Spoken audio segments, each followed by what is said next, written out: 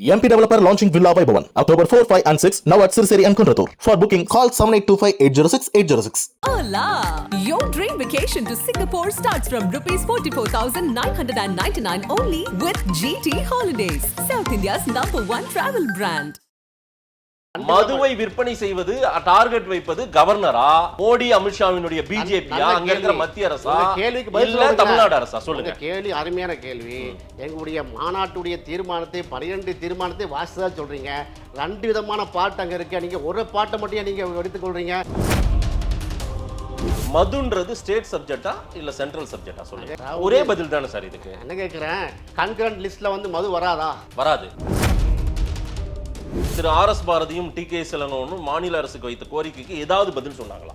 மேடையில வந்தாங்கல்ல திமுக அவர்கள் வந்து மேடையில் அமர்ந்ததே, எங்களுடைய மாநாட்டு மேடையில் வந்து திமுகவுடைய பிரதிநிதியாக வந்து அமர்ந்ததே எங்க மாநாட்டு கிட்ட கிடைத்த பெரிய வெற்றி தரங்க. தமிழிசை அவர்களும் எச் ராஜா அவர்களும் எங்களுடைய மாநாட்டை பார்த்து கதறுகிறார் என்று சொன்னால் அதான் மாநாட்டுடைய வெற்றி. அதான் எங்களுக்கு ஒரு சர்டிபிகேட். லெஃப்ட்ல இண்டிகேட்டர் போட்டு ரைட்ல கையை காமிச்சிட்டு ஸ்ட்ரைட்டா போறல நாங்க என்னைக்குமே நேர போகக்கூடிய நேர்மையாளர் என்பதற்கு இதுதான் சான்றிதழ். திருமாவளவன் சொன்னால் இங்கு சில விஷயங்கள் நடக்கும். திருமாவளவன் சொன்னான்னு சொன்னா சொல்லவே விட மாட்டீங்களா? சொன்னா 1008 குற்றச்சாட்டை நீங்க ஃப்ரேம் பண்றீங்களா? நெருப்பு வளையத்தில் இருக்கக்கூடிய கற்பூரத்தை போல நான் இருந்துட்டு இருக்கோம். தேர்தலுக்கான டிமாண்ட் கிடையாது, இது மக்களுடைய டிமாண்டு, தாய்மார்களுடைய டிமாண்டு. கள்ளக்குறிச்சியில வந்து தன் உயிர் நிறுத்த அத்தனை தாய்மார்களுடைய குடும்பத்தினுடைய டிமாண்ட் இது. அந்த டிமாண்டை, மக்களுடைய டிமாண்டை எடுத்து வச்சிருக்கமே தவிர ஓட்டுக்கும் சீட்டுக்கும் நோட்டுக்கும் உள்ள டிமாண்ட் இது கிடையாது. அப்படிப்பட்ட கட்சி எங்களுடைய விசிகா கட்சியும் கிடையாது என்பதை. அசோக் நகர் பகுதியில் இருக்கிற ஒரு கடையை மூடணும்னா மோடி கடையை மூடுவாரா? தமிழ்நாடு முதலமைச்சர் மூடணுமா? இங்கேயும் மூடணும். தேசிய அளவே பார்வை வேணுங்க. தமிழ்நாட்டிலையும் மூட வேண்டும். உங்க வீட்டை முதல்ல சுத்தம் பண்ணுங்க சார். பக்கத்து வீடு சுத்தமா இருக்கணுங்க. எங்க ஊர் சுத்தமா இருக்கணும், பக்கத்து வீடு சுத்தமா, எங்க தெருவே சுத்தமா இருக்கணும், எங்க ஊர் சுத்தமா இருக்கணும்னு சொல்லட்டா.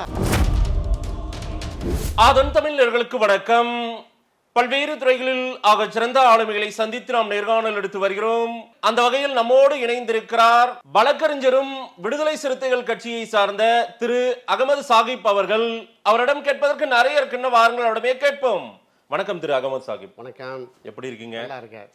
விடுதலை சிறுத்தைகள் கட்சியினுடைய மது ஒழிப்பு மாநாடு இதுதான் கடந்த ஒரு 15-20 நாட்களாகவே அதிக பேசு பொருள். மாநாடு ஒரு வழியா முடிச்சிட்டீங்க. எப்படி இருந்தது மது ஒழிப்பு மாநாடெல்லாம்? ஒரு நீண்ட கால திட்டத்தினுடைய முதல் படியை எடுத்து வைத்திருக்கிறோம். மது போதைங்கிற அரக்கனை தமிழக மண்ணிலிருந்து, ஏன் இந்திய மண்ணிலிருந்து வேரோடும் வேரடி மண்ணோடும் வீசி எறிய வேண்டும் எங்கள் லட்சியத்தினுடைய முதல் படியை நல்லபடியாக எடுத்து வச்சிருக்கோம் நான் நினைக்கிறேன். தொடங்கும் போது ரொம்ப உக்கிரமாக இருந்தது, ரொம்ப வேகமாக இருந்தது. பரவாயில்ல, ஒரு எழுச்சியான ஒரு மது ஒழிப்பு மாநாடு எடுத்திருக்கிறார் அப்படின்னு எல்லாருமே சொன்னாங்க. ஆனால் நாட்கள் ஓட ஓட ஐயா ஸ்டாலின் அவர்களை சந்தித்த பிறகாக அது வேற மாதிரி திசையை மாற்றி போயிடுச்சு. உங்களை போன்ற புண்ணியவான்கள், பத்திரிகை நண்பர்கள் வேகமாக இருந்தது மாதிரியும் அப்படியே டவுன் ஆகி லெஃப்ட் ரைட்டுன்னு திரும்பின மாதிரி ஒரு பிக்சரை ஏற்படுத்தினாங்க. உண்மை அது அல்ல. லட்ச பெண்கள் வந்து கூட்டம் வந்து அது அல்ல. மது போதை என்பது ஒழிக்கப்பட வேண்டியது.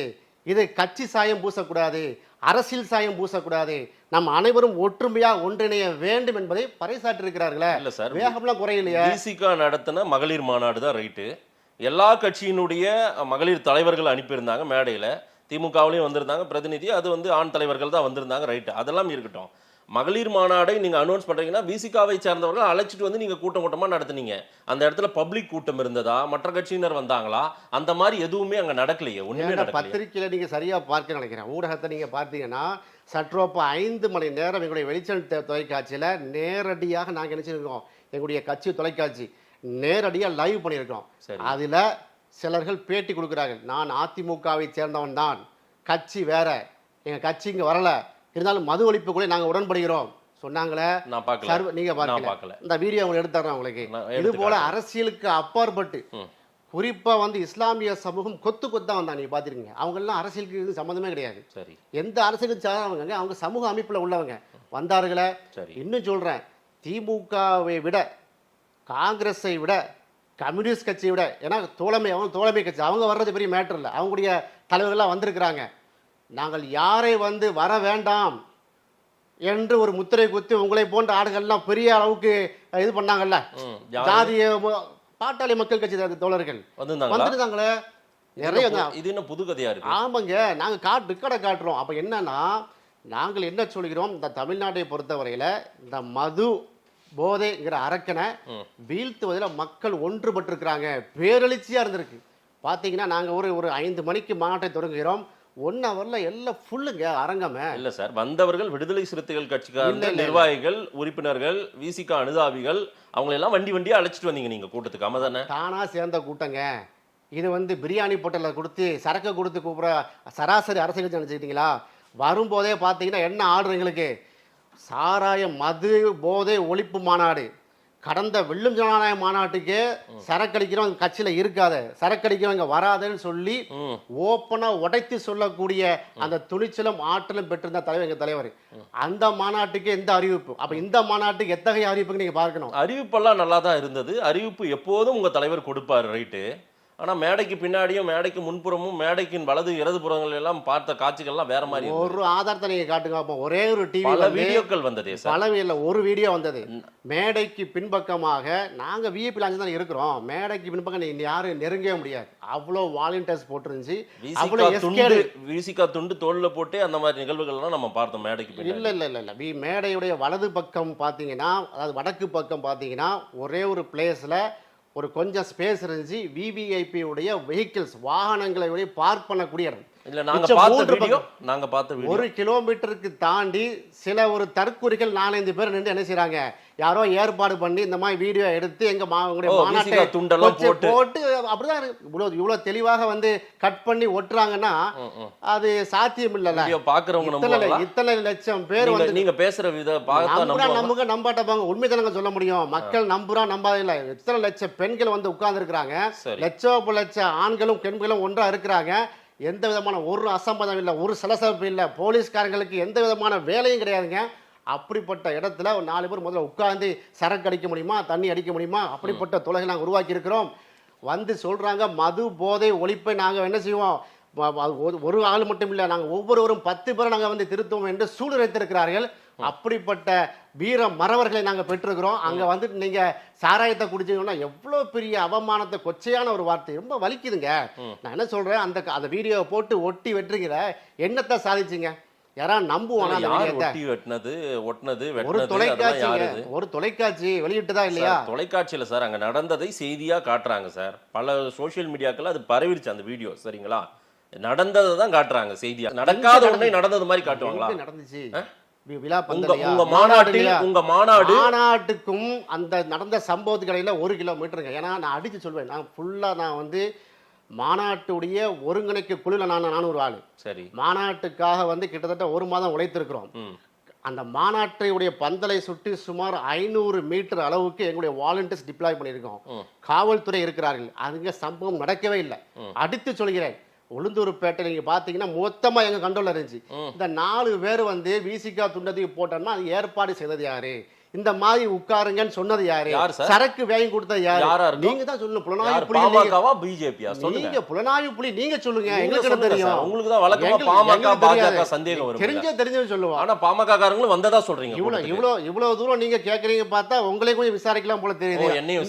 இந்த மாதிரியான சிகரெட்டுகள்லாம் தோழர் மாதேசுக்கு தெரிஞ்சிருக்குன்னு சொன்னா மாதேசு விசாரிக்க வேண்டியதான். யாருங்க நீங்க சொல்லுங்க. மக்கள் முன்னாடி விட்டுறேன், அவங்க பார்த்து அவங்க தெரிஞ்சுக்கிட்டோம். நீங்க பேசுறது பேர் வந்திருக்கிறாங்க, 4 பேர் சரக்கு அடிச்சு நீங்க இவ்வளவு புதாகரமா ஆக்குறீங்களா? எவ்வளவு மாநாட்டுடைய நிகழ்வை நீங்க கொண்டு போங்க. நாங்க பேசின பேச்சுகளை வைரல் ஆக்குங்க. இந்த மாநாடு தீர்மானத்தை வைரல் ஆக்குங்க. இந்த மாநாடு மிகப்பெரிய வெற்றி அடைய வேண்டிய ஒரு மாநாடா தான் இருக்கணும். ஒரு சாமானிய மக்களா நானும் அப்படிதான் பார்க்கிறேன். ஆனால் அந்த ஒரு இலக்கை எட்டி இருக்கிறதா அந்த மாநாடு? சொல்லுங்க பார்க்கலாம். நிச்சயமா எட்டி இருக்கிறது. என்ன எட்டி இருக்கு? அன்றைக்கு அங்க வந்திருந்த அத்தனை தோழமை கட்சிகளும் எங்களுடைய கோரிக்கையை, எங்களுடைய மாநாட்டுடைய தீர்மானத்தை வழிமொழிந்தாங்களா இல்லையா? என்ன தீர்மானம்? ஒரு 4-5 தீர்மானம் சும்மா உதாரணத்துக்கு சொல்லுங்க. ஏங்க படிப்படையாக இந்த டாஸ்மாக் உடைய கடைகளை பூட்ட வேண்டும். யார் பூட்டணும்? தமிழக அரசுங்க. தமிழக அரசு பூட்டணும்னு கூட்டணும். சொல்லிருக்கீங்களா? ஆமா சொல்லிருக்கோமா? அப்படி சொல்லல. சொல்லிருக்கோமா? தீர்மானத்தை பாருங்க. ஆர்டிகல் 47 ஒன்னத சொல்லி நீங்க தீர்மானத்தை as பாருங்க. advocate உங்க கையில இருக்க தீர்மானத்தை பாருங்க. என்கிட்ட இருக்கு சார். 12 தீர்மானமும் என்கிட்ட இருக்கு சார். சரி. ஆர்டிகல் 47 நீங்க சொல்றீங்களா? ஆமா.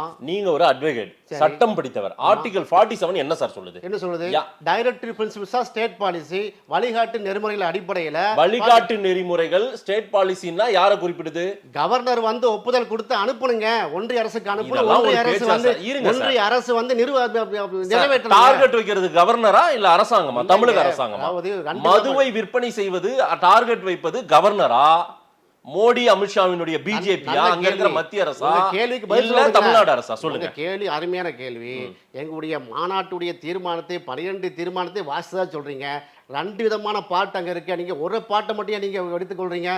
படிப்படியாக டாஸ்மார்க்கை குறைக்க வேண்டும் என்று சொன்ன அந்த அவையில தான் நீங்கள் குறைக்கவில்லை என்று சொன்னால் எங்க தலைவர் கட்டளையிட்டால் நாங்க பூந்து உடைப்போன்னு சொல்றாங்க. உங்களுடைய பெண் நிர்வாகி சொன்னாங்களா இல்லையா? எந்த பெண் அந்த நிர்வாகி அந்த- சொன்னது? அந்த அதே மேடையில வீடியோ நான் உங்க காட்டுறேன். தலைவர் சொன்னாரா? அது உங்க வழிமுறை தலைவர் இல்லை. சொன்னாரா? அது வழிமுறை திரு இல்லை. ரவிக்குமார் சொன்னாரா? அது வழிமுறை திரு இல்லை. சிந்தனை செல்வன் இருந்தாலும் சொன்னாரா? அந்த அளவுக்கு வேகமாக இல்ல சார். திமுகவுடைய ஆர்எஸ் பாரதி போல டிகேஎஸ் இளவங்கன் போன மூத்த நிர்வாகி வைத்துக் கொண்டு நாங்கள் சொல்றோம்னா என்னன்னு சொன்னீங்க? டாஸ்மாக் கடையை நீங்க மூடவில்லை என்று சொன்னால் நாங்க மூடுவோம், முற்றுகையிடுவோம். யார் சொன்னது? எங்க நிர்வாகி சொன்னாங்க. எந்த நிர்வாகி சொன்னது?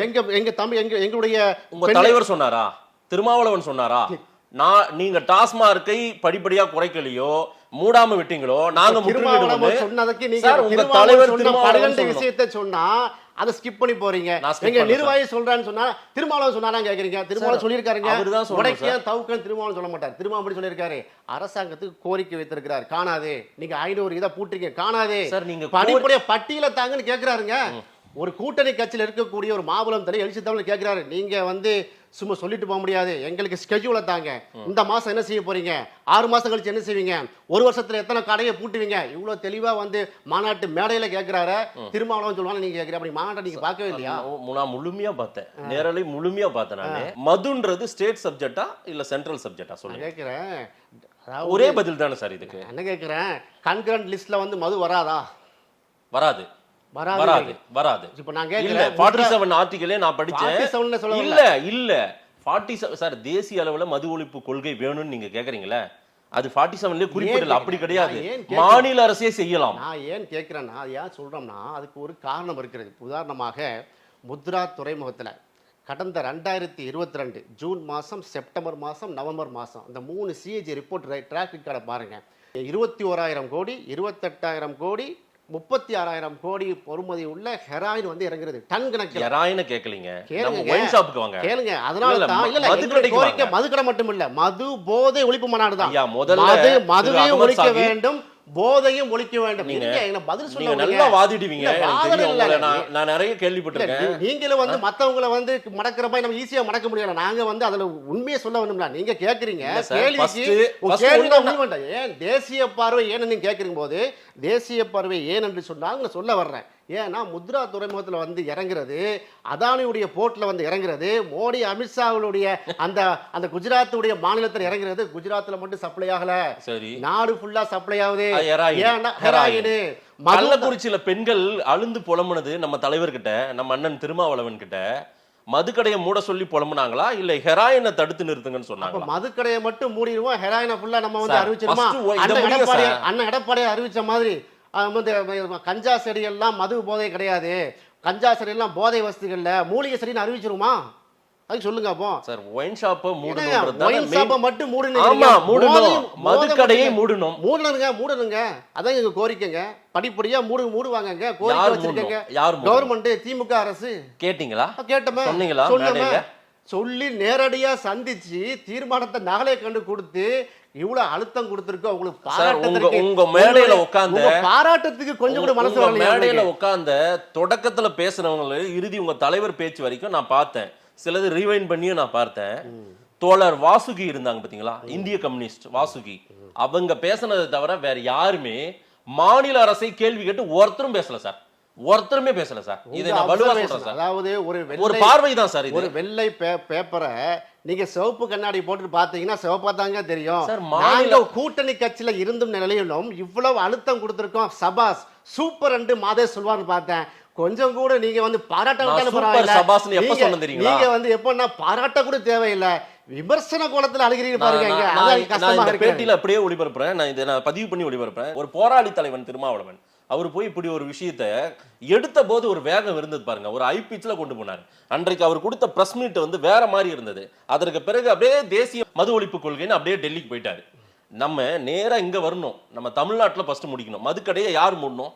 மாநில அரசு தானே மூடணும். நீங்க ஏன் மோடியை மூட சொல்லி கேட்டுக்கிறீங்க? மாநில அரசுக்கும் நாங்கள் கோரிக்கை வைத்திருக்கிறோம், படிப்படியாக குறைக்க வேண்டும் என்று சொல்லியிருக்கிறோம். முழுமையா நீங்க பார்த்தேன்னு சொல்றீங்களா? அப்ப என்னதை நீங்க பார்த்தீங்க? சரி, திரு ஆர்.எஸ். பாரதியும் டி.கே. இளங்கோவனும் மாநில அரசுக்கு வைத்த கோரிக்கைக்கு ஏதாவது பதில் சொன்னாங்களா? மேடையில வந்தாங்கல்ல திமுக அவர்கள் வந்து மேடையில் அமர்ந்ததே, எங்களுடைய மாநாட்டு மேடையில் வந்து திமுகவுடைய பிரதிநிதியாக வந்து அமர்ந்ததே எங்க மாநாட்டு கிட்ட கிடைத்த பெரிய வெற்றி தானங்க. என்ன வெற்றி? அவங்க தீர்மானத்தை வழிமுறை தானங்க பேசினாங்க. எங்க தீர்மானம் அவரை வைத்துக்கிட்டு எழுச்சி தமிழ் தீர்மானத்தை வாசிச்சாரு. சரி, அவங்க என்ன அபிஷேகம் பண்ணாங்களா? நடந்துச்சு? என்ன நடந்துச்சு? என்ன நடக்க இப்ப போகுது? என்ன செய்யணுங்கிறீங்க? அவர் என்ன பேசிருக்க பத்தி நோட்ஸ் கொடுங்க. என்ன நடந்துச்சு? நீங்க என்ன நடக்கணும்? இவ்வளவு வந்து என்னடா இவ்வளவு அக்கறை, ஆர்.எஸ். பாரதி என்ன பேசினார், டிகேஎஸ் என்ன பேசினார், இப்படி சொல்றீங்கல்ல, நோட்ஸ் கொடுக்க மட்டும் எப்படி பேசணும்னு அவ்வளவு தூரம் உங்களுக்கு அவ்வளவு நான் அக்கறை notes இருக்குன்னா கேட்கல சார். நீங்க அவங்கள கொஸ்டின் பண்ணிருந்தீங்கன்னா அதுக்கு பதில் அவங்க சொல்லியிருக்கணும். ஆமாவா? நீங்க ஒரு கேள்வியும் வைக்கல, அவங்களும் அவங்க பதில் கொடுக்கிற மாதிரி வரல. பதில தளபதியே சொல்லிட்டாருங்க, உங்களுடைய மது ஒழிப்பு கொள்கையில் நாங்கள் உடன்படுகிறோம், எனவே தான் எங்க நிர்வாகி 2 பேர் அனுப்புறோம், மற்றவங்க எல்லாம் ஒன்று, நாங்கள் 2 பேர் அனுப்புறோம்னு அனுப்பியிருக்காரு. இதுக்கு மேல என்ன உங்களுக்கு பதில் வேணும்? இன்னும் சொல்ல போனா அந்த அவையில அதே வந்து ஆர்.எஸ். பாரதி அண்ணனை வைத்துக்கொண்டு, அதே டி.கே. இளங்கோவனை வைத்துக்கொண்டு எழுத்தமிழ் சொல்றாரு, தளபதியை சந்தித்தேன், தளபதி ஸ்டாலின் அவர்கள் சொன்னார், என்ன திருமாவளவன் அவர்களே, எங்களுக்கு வந்து மதிய ஒழிப்பு வந்து கூடாதுன்னு தான் வச்சிருக்கோம், டாஸ்மாக் கடையை வந்து பூட்டக்கூடாது ஆசையா? அப்படிலாம் கிடையாது, நடைமுறை சிக்கல் இருக்கு, நாங்கள் செய்வோம் என்று உறுதி அளித்ததாக அந்த மேடையில பதிவு செய்தாரா இல்லையா? நீ கேட்டீங்களா இல்லையா? நான் கேட்டேன். நீங்க பேசும்போது, உங்க தலைவர் பேசும்போது அவங்க எந்திரிச்சு போயிட்டாங்க தெரியுங்களா? எங்க எந்திரிச்சு பாதியிலே எந்திரிச்சு போயிட்டாங்க. என்னங்க உண்மை, பாதியிலே முழுமையாக பார்க்கும்போது நீங்க ஏன் முழுமையாக பார்த்து என்று சொல்றீங்க? அப்ப அவங்க பார்த்திருக்க மாட்டாங்களா? சரி, இப்ப பார்த்து சொல்றோம், நேர போய் இந்த வீடியோவை வந்து டி.கே. அண்ணனுக்கும் ஆர்.எஸ். பாரதி அண்ணனுக்கும் கொடுத்துருவோம். என்ன இருக்கு? என்னய்யா இதெல்லாம் ஒரு வாதமா? இது வாதம் தான் சார், இது வாதம் தான். எந்திரிச்சு போயிட்டா புறக்கணிச்சு போயிட்டாங்களோ? ஆமா, புறக்கணிச்சிட்டு போல. திரு திருமாவளவன் ஒரு கோரிக்கை வைக்கும் போது அது என்ன பேசுகிறாருன்னு அவங்க உள்வாங்கி இருந்தாங்கன்னா அதுக்கான ஒரு இல்ல சாவி அவங்க கையில இருக்கு சார். அதை பூட்டணுமா அதை திறக்கணுமான்ற சாவி அவங்க கையில இருக்கு. ஒரு தடவை இயற்கை தேவை நிறைவேற்றுக்காக எழுச்சி போனார், ஒண்ணு திரும்ப வந்து உட்கார்ந்தாரு. கடைசி டைம்ல ஒரு 10:30 மணிக்கு தான் எழுச்சி போறாரு, வயது மூப்பின் காரணமா போறாரு. 10:30 மணி இல்ல 9:45 மேலே எந்திரிச்சாங்க. அதுக்கு முன்னாடி அந்த கோரிக்கையில வலியுறுத்தி சொல்லி முடிச்சாச்சுங்க. 5 மணிக்கே எங்களுடைய கோரிக்கை அவர் வந்து அமர்ந்த உடனேவே எங்க தீர்மானத்தை ஃபுல்லா தலைவர் வாசிக்கிறாருங்க. தீர்மானத்தை வலியுறுத்தி தான் மற்ற தலைவர்கள்லாம் பேசுறாங்க. இப்ப பாத்தீங்கன்னா இப்ப உங்களுக்கு என்னதான் பிரச்சனை? எனக்கு பிரச்சனை இல்ல சார், நீங்க எடுத்த நோக்கத்தை நீங்க வந்து சீர்குலைச்சுக்கிட்டீங்களோ? நீங்களே அதுல இருந்து தடுமாறிட்டீங்களா? இல்ல, தடுமாறலையே. நாங்கள் தடுமாறி இருந்தா இவ்வளவு லட்சக்கணக்கான பெண்கள் வந்து அமர்ந்திருக்க மாட்டார்கள். இவ்வளோ லட்சக்கணக்கு பெருமை வந்திருப்பாங்களா?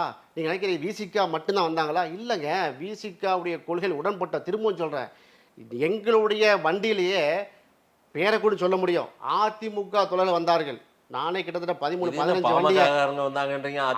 தூத்துக்குடி மாவட்டத்திலிருந்து அதிமுகவுடைய தோழர்கள் எங்க வண்டியில வந்தாங்க. சரி சார், நீங்க வந்து அதை ஒரு சவாலா வைத்தீங்கன்னா அந்த வீடியோ அந்த போட்டோட என்னால் போட முடியும். ரைட் சார், நீங்க ஒருங்கிணைப்பு குழுவிலையும் இருந்தீங்க நீங்க, அதனால நான் இந்த கேள்வி வைக்கிறேன்.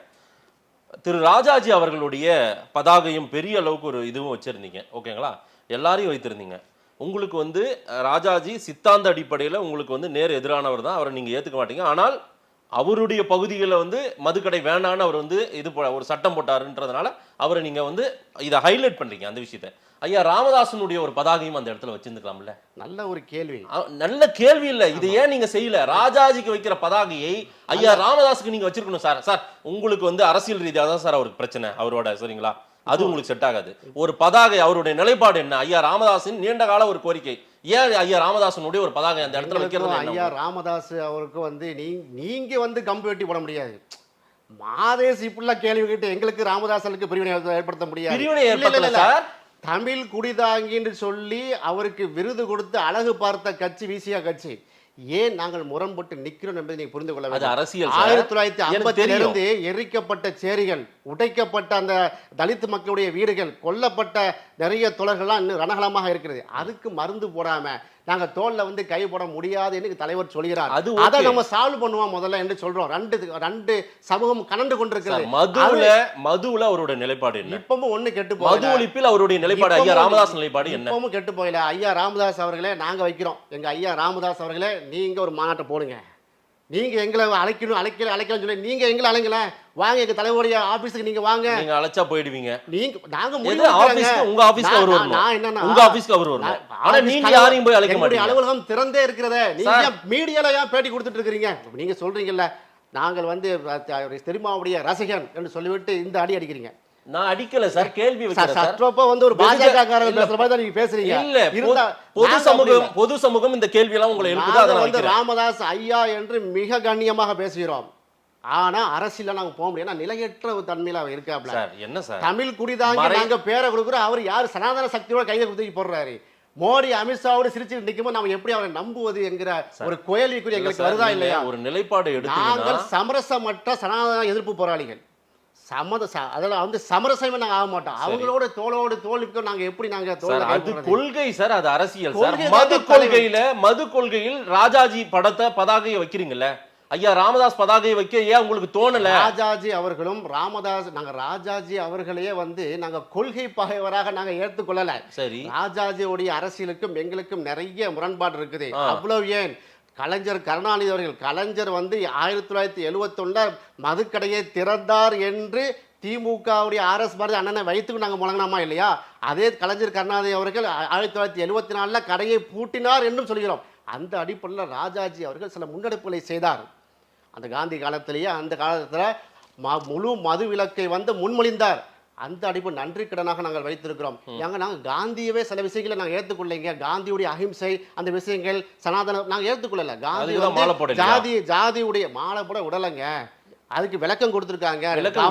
கவர்னர் போட்ட பிறகுதான் எலிசபெத் போடுங்கிறாங்க. அப்ப நாங்க எப்படி வெயிட் பண்ணிட்டு இருக்க முடியுமா? ஆனால் மாநாட்டுக்கு நாங்க போணுமா? நாங்க மாலை போட்டு இருக்கோம். வீர வணக்கம் செலுத்தி விட்டு நாங்க போயிட்டோம். ஒரு பெண் தலைவர் சேர்த்து சொல்லணும். நீங்க போற போக்குல எங்க தலைவர் வந்து காந்திக்கு எதிராக எலிசபெத் நிறுத்துறீங்க. நான் நிறுத்தல, நீங்க சொல்றீங்கல்ல மாலை போடலங்கிறது தப்பு. தமிழிசை சொன்னது இது. தமிழிசை சொல்ற தமிழிசை எப்படிப்பட்ட சர்டிபிகேட் தருவாங்க?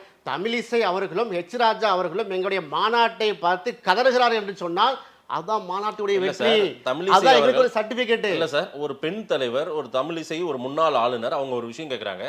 நீங்க காமராஜருக்கு மாலை அணிவித்து விட்டீர்கள், ஏன் வந்து காந்திக்கு மாலை அணிவிக்காம போயிட்டீங்களா? ஒருவேளை உங்க கொள்கைக்கு எதிராக இருக்காங்களான்னு ஒரு ஸ்டேட்மெண்ட்டை சொல்றாங்க. அதுக்கு நீங்க ஆளுநர் வர்றதுக்காக எல்லாமே ரெடி ஆயிட்டு இருக்கு, அசம்பிள் ஆயிட்டு இருக்கு, நீங்க காத்திருந்து தான் போடணும்னு போலீஸ் சொன்னதாக திருமாவளவன் அவர்கள் மேடையில் சொல்லிட்டாரு. எப்போது வருகிறார் என்று கேட்கிறோம். சொல்றாங்க வந்து மதியம் ஆயிரும், இன்னும் 1.5 மணி நேரம் ஆகும். அப்ப அது வரைக்கும் நாங்கள் வெயிட் பண்ணிட்டு இல்ல போயிட்டீங்க. நாங்க வந்து உளுந்தூர்பேட்டை இததான விளக்கமா கொடுக்கணும். விளக்கமா கொடுத்தமே, உங்க தலைவர் அதை விளக்கமா கொடுக்கல. நீங்கள் மது குடிக்க மாட்டீங்கன்னு எனக்கு நம்புகிறேன் நான். இருங்க, ஒரு பெண் தலைவருடைய எங்க அக்கா தமிழிசை சௌந்தரராஜனுடைய முழு பேட்டியும் இந்த இதுல அட்டாச் பண்ணி விடுங்க பாப்போம். அவங்க என்ன பேசுறாங்க நீங்க கேளுங்க. நான் பார்த்தேன். அவங்க எந்த இடத்துலயுமே மது கொள்கைக்கு எதிராக இருக்கிறாரா திருமாவளவன், அதனாலதான் மாலை போடலன்னு கேக்குறாங்க. பிசிகாவை இன்சல்ட் பண்ற மாதிரி அவங்க பேசுறாங்க. நீங்க வந்து மது குடிக்க மாட்டீங்களா, முழு மது விலக்கு உங்களுக்கு இது இருக்கா அது இருக்கான்னு சொல்லி நோண்டதுனால தான் ரிப்ளை வருகிறது. ஏன் திருமாவளவன் அவர்கள் மது குடிக்கிறாங்கன்னு எல்லாம் இவங்க சொல்லவே இல்லைங்க. நீங்க ஏங்க நீங்க நாங்களும் சொல்ல இல்லையங்க, உங்க தலைவர் தான் சொன்னாரு. நாங்க சொல்ல இல்லையே, எனக்கு அது பழக்கமே இல்லை அப்படின்னு ஏன் சொல்ல வேண்டிய தேவையில்லை? அதாவது நாங்க தமிழிசை சவுந்தரராஜன் அவர்களே சேர்த்து காப்பாத்தி விடுறோம். ஏன் தெரியுமா? என்ன காப்பாத்தி? நீங்க வந்து மது குடிப்பவுடைய பழக்கத்துல நீங்க இல்ல. ஏன்னா பல பிஜேபி தலைவர்கள் தலைவர்கள் வந்து மதுவை குடித்து விட்டு வெளியே வந்து புலம்பிய வீடியோக்கள் நாங்கள் பார்த்திருக்கோம். ஏன்டா எதுக்கு அது எதுக்கு மதுவை குடித்து விட்டும் புலம்புறாங்க, குடிக்காமே புலம்புறாங்க. ராஜா என்ன சொன்னாரு? திருமாவளவன் அவர்களுக்கு மதுவை பற்றி பேசுறதுக்கு அருகதை இருக்கான்னு கேட்கிறாரு. சரி, அப்ப இது போன்ற பிஜேபி உடைய தலைவர்கள் எங்களை பார்த்து இப்படிதான் விமர்சனம் பண்ணுவாங்க. பண்றதுதான் எங்களுக்குள்ள சர்டிபிகேட்டுங்க. நாங்க சரியான பாதையில் இருக்கிறோம் என்பதற்கு தமிழிசை போன்றவர்கள், ராஜா போன்றவர்கள் எங்களை இப்படி விமர்சனம் பண்ணுவதுதான் சரி. அப்ப எனக்கு ஸ்ட்ரைட்டா இருக்கும், நேரான பாதையில இருக்கும். லெஃப்ட்ல இண்டிகேட்டர் போட்டு ரைட்ல கையை காமிச்சிட்டு ஸ்ட்ரைட்டா போறல நாங்க என்னைக்குமே நேர போகக்கூடிய நேர்மையாளர் என்பதற்கு இதுதான் சான்றிதழ். நீங்க திரு ராஜா அவர்கள் கிட்ட கூட இப்படி ஒரு ஸ்டேட்மெண்ட்டை கேள்வியா வச்சிருக்கலாம். திரு திருமாவளவன், நீங்க குடிக்க மாட்டீங்கன்னு நான் நம்புறேன்னு அவரை சொல்லியிருந்தால் அது ஒரு வாதத்துக்கு நல்லா இருக்கும். தமிழிசை அப்படி சொல்லலாமா? அவங்க ஒரு பெண் தலைவர் இல்ல சார். தமிழிசை அவங்கள போய் அப்படி வாதத்துக்கு நாம எடுக்கிறது நல்ல அக்கா என்ன சொன்னாங்கன்னு முழுமையாக நீங்க இந்த பேட்டியை வெளியிடுங்களேன். அதான் சொல்றேன். நான் முழுமையா கேட்டேன். சொல்லுங்க என்ன சொன்னாங்க, சொல்லுங்க என்ன சொன்னாங்க. பிசிகா காரங்கள்லாம் குடிகாரர்களே மாயும், நாங்க மது ஒழிப்பு கொள்கை நாங்கள் சொல்வதற்கு எந்த விதமான அருகதை இல்லதை போலையும் சில வாசகங்களை சொல்கிறார். அதனால தான் தலைவர் கோவம் வச்சு நாங்கள் குடிச்சிட்டா இருக்கிறோம், நான் குடிப்பழக்கத்தில் நாங்கள் உள்ளவே இல்லை, ஒரு பிப்பட்டில் கூட நான் என்ன செய்ய உறிஞ்சா கூட நான் என்ன சுமல் பண்ண முடியும், டேஸ்ட் பண்ண முடியும், ஒரு தடவை கூட நான் பண்ணது கிடையாதுங்கிற ஒரு விஷயத்தை யாருக்கு சொல்றாரு? தமிழிசை தான் சொல்றாரு. ஏன் அந்த விஷயம் வந்ததுனாலங்க. அப்போ இவ்வளோ பொறுப்பான ஒரு முன்னாள் ஆளுநர் அண்ணன் திருமாவர்களை உள்வாங்கியவர் நல்ல தெரியும். எழுச்சி தமிழ் யாருன்னு அவங்களுக்கு தெரியும். இந்த நிலையில இப்படிப்பட்ட ஒரு ஸ்டேட்மெண்ட்டை ஹெச் ராஜாவை நாங்கள் கடந்து போயிருப்போம். ஹெச் ராஜா சொன்னா சரி, ஹெச் ராஜா அப்படி தாங்க பேசுவார், கடந்து போயிருப்போம். தமிழிசை அக்கா சொன்னதுனால கூடா நட்பு கேடா முடிஞ்சுன்னு சொல்லி அவங்க சில ஆளுக்கு நட்போட இருக்கிறாங்க. ஒரு தவறான கட்சியில் இருக்கக்கூடிய நல்ல மனிதர் உங்களை வாசப்படி வைத்துக்கிறோமா, ஏங்க அக்கா அங்க உட்கார்ந்து இருக்கீங்க, உங்களுக்கான இடம் வேற அக்கா அப்படிங்கிற நம்ம என்ன செய்யறோம்? தவறான கட்சியில் இருக்கிற நல்ல மனிதர் ஒரு பெண் தலைவர் தான் நீங்க நீங்க மதி குடிக்க மாட்டீங்கன்னு நாங்க நம்புறோம்னு சொல்றதா? வேற என்னங்க, தவறான கட்சியில் ஒரு நல்ல நாங்க சர்டிபிகேட் விடுறோம். தமிழிசை அக்கா அப்படி செய்ய மாட்டாங்க அப்படின்னு நாங்க தமிழிசை அக்காவை நாங்க உயர்ந்த நிலையில வைத்திருக்காங்க. சரியான்றதை நான் மக்கள் கிட்ட விட்டுறேன், மக்கள் புரிஞ்சுக்கிட்டோம். கமெண்ட்ஸ் சொல்ற மக்கள். ரைட் சார், நீங்க மதுவை ஒழிக்கணும் அப்படின்னா தேசிய அளவுல மது ஒழிப்பு கொள்கை வேண்டும் அப்படின்றீங்க, கரெக்ட்டுங்களா? நம்ம யாரை பார்த்துருக்கணும்? ஐயா மோடி அவர்களை போய் பார்த்துருக்கணும்ல. அதற்கான முன்னெடுப்பை நம்ம எடுக்கிறோமா எடுக்க மாட்டோமா? அதாவது கடந்த செப்டம்பர் மாதம், அதாவது குளிர்கால கூட்டத்தினுடைய இறுதியில எழுச்சி தமிழர் அவர்கள் இதை ஒரு கோரிக்கையாகவே நாடாளுமன்றாவில் வச்சாங்களா? அதற்கு நிர்மலா சீதாராமன் என்ன பதில் சொன்னாரு? முதல்ல உங்க ஸ்டேட்ல போய் உங்க முதலமைச்சரை உங்க கூட்டணி அமித்ஷா என்ன சொல்லி இல்ல அவங்களுக்கு கேளுங்க, அதை மட்டும் சொல்லிவிட்டு சொல்லிட்டு போகல. அது உங்க பார்வையில கரெக்டா இருக்கலாம். கேள்வி யாருக்குன்னா உள்துறை அமைச்சத்துக்கு நாங்க சொல்றோம். அது என்ன செய்யணும், பரிசீலனை செய்யறோம். அவங்க கோரிக்கையில இந்த இடத்துல தப்பு இல்ல சட்ட அடிப்படையில் இப்படி நீங்க பேசிருக்க கூடாது அப்படி சொல்லியிருந்தால் கரெக்டா வந்திருக்கும்.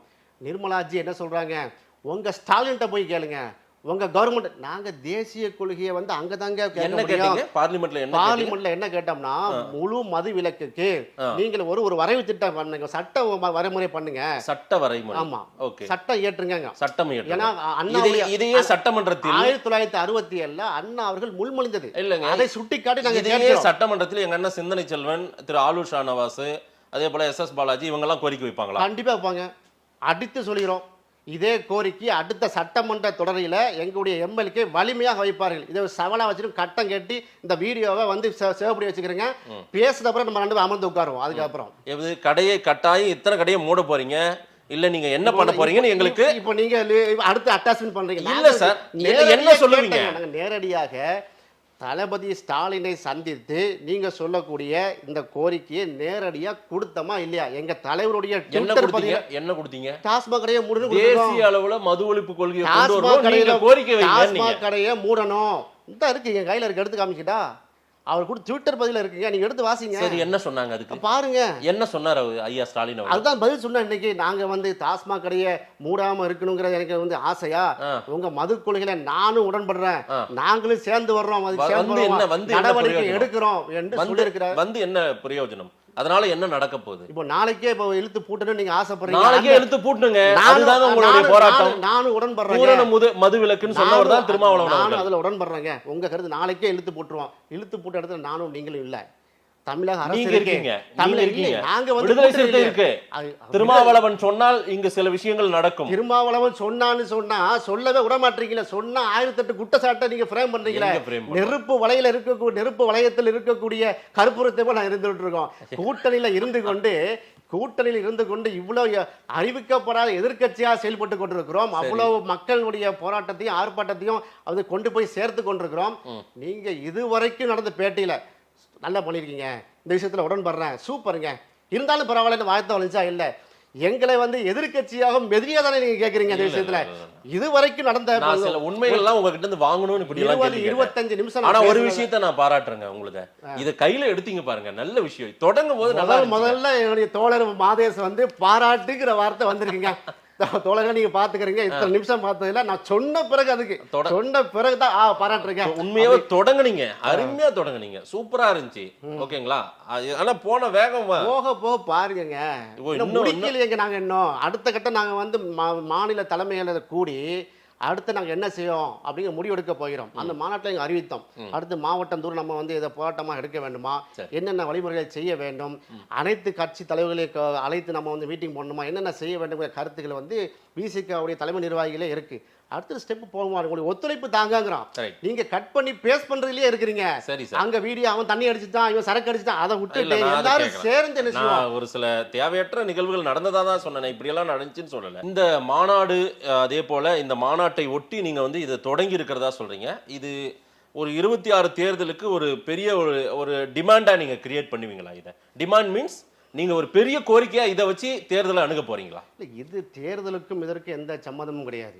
அது எங்க எழுச்சி தமிழ் தெளிவா சொல்லிட்டாரு. தேர்தலுக்குன்னு 1.5 வருஷம் இருக்குது. சரி, இது தேர்தல் வந்தாலும் சரி வராட்டாலும் சரி டிமாண்ட் தான். அது இது தேர்தலுக்கான டிமாண்ட் கிடையாது. இது மக்களுடைய டிமாண்டு, தாய்மார்களுடைய டிமாண்டு. கள்ளக்குறிச்சியில வந்து தன் உயிர் நிறுத்த அத்தனை தாய்மார்களுடைய குடும்பத்தினுடைய டிமாண்ட் இது. அந்த டிமாண்டை மக்களுடைய டிமாண்டை எடுத்து வச்சிருக்கமே தவிர ஓட்டுக்கும் சீட்டுக்கும் நோட்டுக்கும் உள்ள டிமாண்ட் இது கிடையாது. அப்படிப்பட்ட கட்சி எங்களுடைய விசிகா கட்சியும் கிடையாது என்பதை தமிழ் மக்கள் தெளிவாக புரிஞ்சிருக்காங்க.